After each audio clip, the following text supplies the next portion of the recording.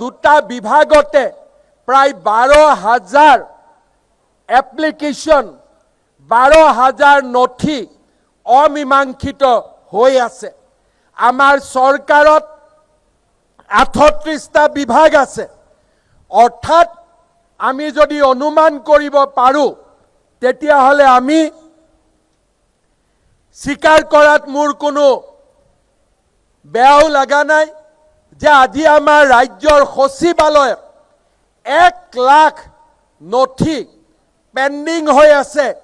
অৰ্থাৎ 1 লাখ জনতাৰ হুমুনিয়া, 1 লাখ জনতাৰ বেদনা আৰু 1 লাখ জনতাৰ কষ্ট সেক্ৰেটাৰিয়েটৰ ফাইলৰ মাজত সীমাবদ্ধ হৈ আছে।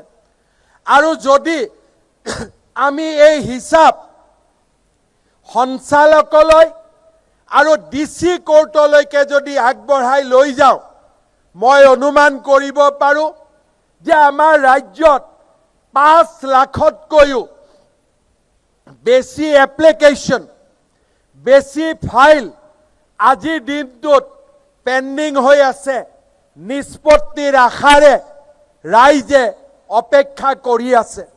মই ৰাজ্যৰ মুখ্য সচিব আৰু অতিৰিক্ত মুখ্য সচিবসকলৰ নেতৃত্বত এখন কমিটি গঠন কৰি দিম, যাৰ দ্বাৰা মিছন সদ্ভাৱনা, প্ৰজেক্ট সদ্ভাৱনা আমি 2 অক্টোবৰৰ পৰা আৰম্ভ কৰিম আৰু 2 অক্টোবৰৰ পৰা 31 জানুৱাৰীৰ ভিতৰত অসমৰ চৰকাৰী ফাইল, চৰকাৰী নথি, চৰকাৰী এপ্লিকেশন যিমানবোৰ পেণ্ডিং হৈ আছে সেক্ৰেটাৰিয়েট, ডাইৰেক্টৰেট আৰু ডিস্ট্ৰিক্ট অফিচত তাক আমি মিছন মোডত আমি নিষ্পত্তি কৰিম।